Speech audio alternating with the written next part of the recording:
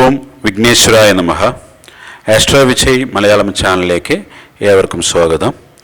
നാം ഇന്ന് ചർച്ച ചെയ്യാൻ പോകുന്നത് ചിങ്ങലഗ്നത്തെക്കുറിച്ചാണ്. കാലപുരുഷൻ്റെ 5ാമത്തെ രാശിയാണ് ചിങ്ങം. നവഗ്രഹ നായകനായ സൂര്യനാണ് ചിങ്ങലഗ്നത്തിൻ്റെ അധിപൻ. സൂര്യനെ ഒരു രാശിയുടെ ആധിപത്യം മാത്രമേ വരുന്നുള്ളൂ. പൊതുവെ ചിങ്ങലഗ്നത്തിൽ ജനിക്കുന്ന വ്യക്തികളുടെ പ്രധാന ഗുണം അവർ ഏത് കാര്യത്തിലായാലും അതിൻ്റെ നേതൃത്വം ആഗ്രഹിക്കുകയും അതിൽ എത്തിച്ചേരുകയും ചെയ്യുന്നു എന്നുള്ളതാണ്. സൂര്യനെ പോലെ തന്നെ വിശ്രമമില്ലാതെ അധ്വാനിക്കുന്ന വ്യക്തികളായിരിക്കും ഇവർ. കാണുമ്പോൾ വലിയ ഗൗരവപ്രകൃതരായിരിക്കുമെങ്കിലും ഇവർ വളരെ ദയാലുക്കളായിരിക്കും. മറ്റുള്ളവരെ സഹായിക്കുന്നതിൽ വളരെ താല്പര്യമുള്ള വ്യക്തികളായിരിക്കും. ആരെങ്കിലും വന്ന് സങ്കടം പറഞ്ഞാൽ സ്വയം മറന്ന് അവരെ സഹായിക്കുന്നതാണ്. ഇവരുടെ ഈ സ്വഭാവത്തെ മറ്റുള്ളവർ ചൂഷണം ചെയ്യുവാനുള്ള സാധ്യത വളരെ കൂടുതലാണ്. മറ്റുള്ളവരുടെ പ്രശംസയിൽ വീണുപോകാതിരിക്കാൻ ഇവർ പ്രത്യേകം ശ്രദ്ധിക്കണം. ഇവർ വളരെ സത്യസന്ധരായിരിക്കും. ഇവർക്ക് ആരെയും വഞ്ചിക്കുവാൻ സാധിക്കാറില്ല. ഇവർ ജീവിതത്തിൽ പണത്തിന് വളരെയധികം പ്രാധാന്യമൊന്നും കൊടുക്കാത്ത വ്യക്തികളായിരിക്കും. അതിനേക്കാൾ ഉപരി ബന്ധങ്ങൾക്ക് പ്രാധാന്യം കൊടുക്കുന്ന വ്യക്തികളായിരിക്കും. അതുകൊണ്ട് ഭാവിയിലേക്ക് കാര്യമായൊന്നും സ്വരൂപിക്കുവാൻ ഇവർ ശ്രദ്ധിക്കാറില്ല. ഇവരുടെ അധ്വാനത്തിൻ്റെ ഭൂരിഭാഗവും മറ്റുള്ളവർക്ക് ഉപകാരപ്രദമായ ഒരു ജീവിതമായിരിക്കും ഇവർ ജീവിച്ചു തീർക്കുന്നത്. തൊഴിൽപരമായി പറയുകയാണെങ്കിൽ ഇവർ ഏത് ജോലിയിൽ പ്രവർത്തിച്ചാലും ആ ജോലിയുടെ ഉയർന്ന സ്ഥാനം മാത്രം ആഗ്രഹിക്കുന്ന വ്യക്തികളായിരിക്കും. താഴ്ന്ന വിഭാഗത്തിലുള്ള ജോലി ഇവർ തീരെ ഇഷ്ടപ്പെടുന്നില്ല. ഏത് ജോലിയായാലും അതിൻ്റെ മുഖ്യസ്ഥാനം വേണമെന്ന് ആഗ്രഹിക്കുന്ന വ്യക്തികളായിരിക്കും. സൂര്യൻ, ചൊവ്വ, വ്യാഴം എന്നീ ഗ്രഹങ്ങൾ ഇവർക്ക് അനുകൂലമായി വരുന്നതുകൊണ്ട് കൂടുതലായും ഗവൺമെൻറ് ഉദ്യോഗസ്ഥർ, രാഷ്ട്രീയ രംഗം എന്നീ മേഖലകളിൽ വളരെയധികം ശോഭിക്കുന്നവരായിരിക്കും. ശുക്രൻ 10ാം ഭാവാധിപനായി വരുന്നതുകൊണ്ട് കലാരംഗത്തും ഇവർ വളരെ ഉയർന്ന പദവിയിൽ എത്തിച്ചേരുവാനുള്ള സാധ്യതയുമുണ്ട്. കുറച്ച് പിടിവാശി സ്വഭാവക്കാരായതുകൊണ്ട് മറ്റുള്ളവരുടെ അഭിപ്രായങ്ങൾക്ക് വളരെയധികം പ്രാധാന്യമൊന്നും ഇവർ നൽകാറില്ല. ഞാൻ പറയുന്നത് മാത്രം ശരി എന്നുള്ള ഇവരുടെ മനോഭാവം ചില സന്ദർഭങ്ങളിൽ ഇവർക്ക് ബുദ്ധിമുട്ടുകൾ ഉണ്ടാക്കുന്നതാണ്. ഇനി നമുക്ക് ചിങ്ങലഗ്നത്തിൽ ജനിച്ച വ്യക്തികൾക്ക് ഏതെല്ലാം ഗ്രഹങ്ങളാണ് നല്ല ഫലങ്ങൾ തരിക, ഏതെല്ലാം ഗ്രഹങ്ങളാണ് കഷ്ടഫലങ്ങൾ തരിക എന്ന് പരിശോധിക്കാം. ആദ്യമായിട്ട് സൂര്യദശയാണ്. ലഗ്നാധിപനായ സൂര്യൻ തന്നെയാണ് ഏറ്റവും വലിയ ഗുണഭോക്താവായിട്ട് ചിങ്ങലഗ്നക്കാർക്ക് വരുന്നത്. സൂര്യനെ ഒരു രാശിയുടെ ആധിപത്യം മാത്രമേ ഉള്ളൂ. അതുകൊണ്ട് തന്നെയാണ് സൂര്യൻ ഏറ്റവും നല്ല ഗുണദാതാവായി ചിങ്ങലഗ്നക്കാർക്ക് മാറുന്നു. അതിനടുത്തതായി വരുന്നത് ചൊവ്വാദശയാണ്. ചൊവ്വയ്ക്ക് കിട്ടിയിരിക്കുന്ന ആധിപത്യം 1, 2, 3, 4 എന്ന കേന്ദ്രഭാവത്തിൻ്റെയും 9 എന്ന ത്രികോണഭാവത്തിൻ്റെതുമാണ്.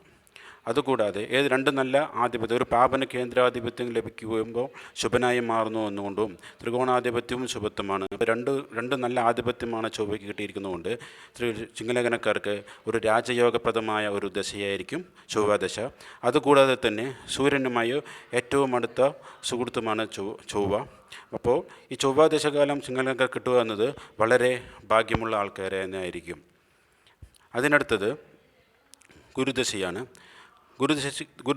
ഗുരുവിന് കിട്ടിയിരിക്കുന്ന ആധിപത്യം 5 എന്ന ത്രികോണഭാവത്തിൻ്റേതും 8 എന്ന അഷ്ടമഭാവത്തിൻ്റേതുമാണ്. 5 എന്ന ധനുരാശിയുടെ ആധിപത്യവും 8 എന്ന മീനൻ രാശിയുടെ ആധിപത്യവുമാണ് ഗുരുവിന് ലഭിച്ചിരിക്കുന്നത്. 5 എന്ന ത്രികോണാധിപത്യം ഉള്ളതുകൊണ്ടും ലഗ്നാധിപനായ സൂര്യൻ്റെ ഉത്തമ സുഹൃത്തായതുകൊണ്ടും അഷ്ടമം എന്നുള്ളൊരു ആധിപത്യം കുറച്ച് ദോഷമുണ്ടെങ്കിലും അതിവിടെ ഫലവത്താവുന്നില്ല. സൂര്യൻ്റെ ഉത്തമ മിത്രവുമാണ്. ത്രികോണത്തിൻ്റെ ആധിപത്യമുള്ളതുകൊണ്ട് ഗുരുദശ വളരെയധികം നല്ല ഏകദേശം ഒരു 80% നല്ല ഗുണഫലങ്ങൾ തരുവാനുള്ള സാധ്യതയാണ് ചിങ്ങലഗ്നക്കാർക്ക് ഉള്ളത്. അതിനടുത്തത് ചന്ദ്രനാണ്. ചന്ദ്രൻ ഇട്ടിരിക്കുന്ന ആധിപത്യം ഒരു 12 എന്ന ഭാവത്തിൻ്റേതാണ്. ഒരു ഗുണവുമില്ല ദോഷമില്ല എന്നൊരവസ്ഥയാണ് ചന്ദ്രന് വരുന്നത് എന്നുള്ളതുകൊണ്ടും കൂടാതെ സൂര്യനുമായി ഏറ്റവും അടുത്ത് ബന്ധത്തിലുള്ളതുകൊണ്ടും ഗുരു കഴിഞ്ഞാൽ ഏറ്റവും ഗുണം ചെയ്യുന്ന ഒരു ഗ്രഹം ചന്ദ്രനായിരിക്കും. അപ്പോൾ ആദ്യം സൂര്യൻ, അടുത്ത ചൊവ്വ, പിന്നീട് ഗുരു, പിന്നീട് ചന്ദ്രൻ എന്നീ വരിശികളായിരിക്കും ഇവർക്ക് ഗുണങ്ങൾ ലഭിക്കുക. അപ്പോൾ ചന്ദ്രനും ചിങ്ങലഗ്നക്കാർക്ക് ഗുണം തരുന്ന ഒരു ദശ തന്നെയായിരിക്കും. അതിനടുത്തത് വരുന്നത് ബുധൻ, ശുക്രൻ എന്നീ ഗ്രഹങ്ങളാണ്.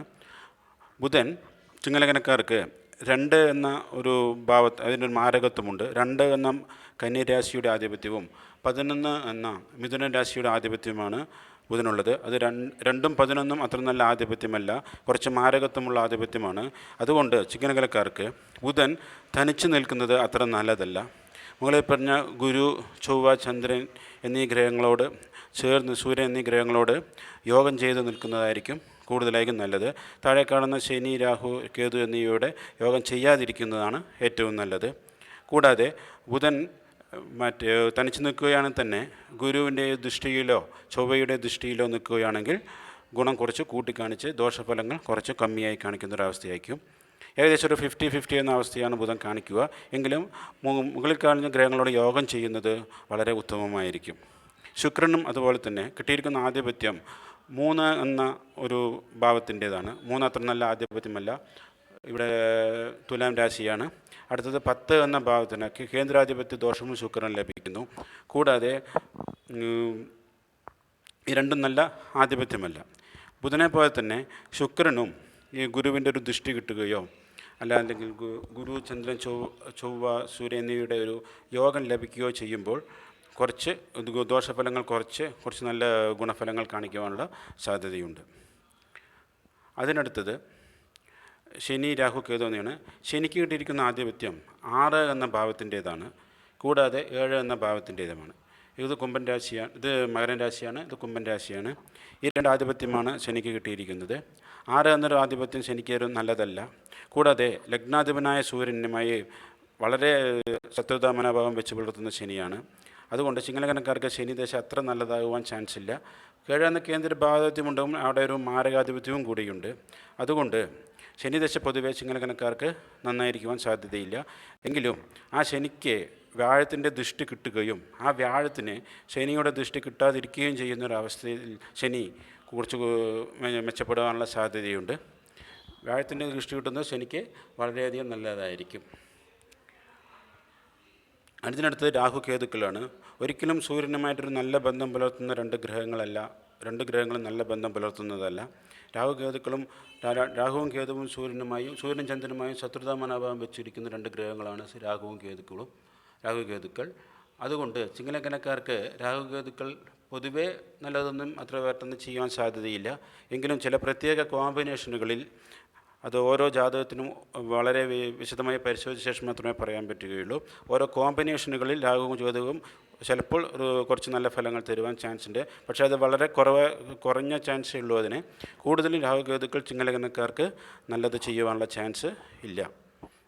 അപ്പോൾ മൊത്തമായി പറഞ്ഞാൽ ആദ്യം സൂര്യൻ, ചൊവ്വ, ഗുരു, ചന്ദ്രൻ എന്നീ ഗ്രഹങ്ങൾ വളരെയധികം നല്ല ഫലങ്ങൾ തരുകയും ബുധൻ, ശുക്രൻ എന്നീ ഗ്രഹങ്ങൾ യോഗങ്ങളനുസരിച്ച് ദോഷഫലങ്ങൾ കൂട്ടുകയോ ഗുണഫലങ്ങൾ കൂടുകയോ ചെയ്യുന്ന ഫലങ്ങൾ തരുകയും ശനി, രാഹു, കേതുക്കൾ എന്നിവ ഒരിക്കലും അത്രയധികം നല്ല ഫലങ്ങൾ തരുവാനുള്ള സാധ്യത വളരെ കുറവുള്ള ഗ്രഹങ്ങളും ആയിരിക്കും.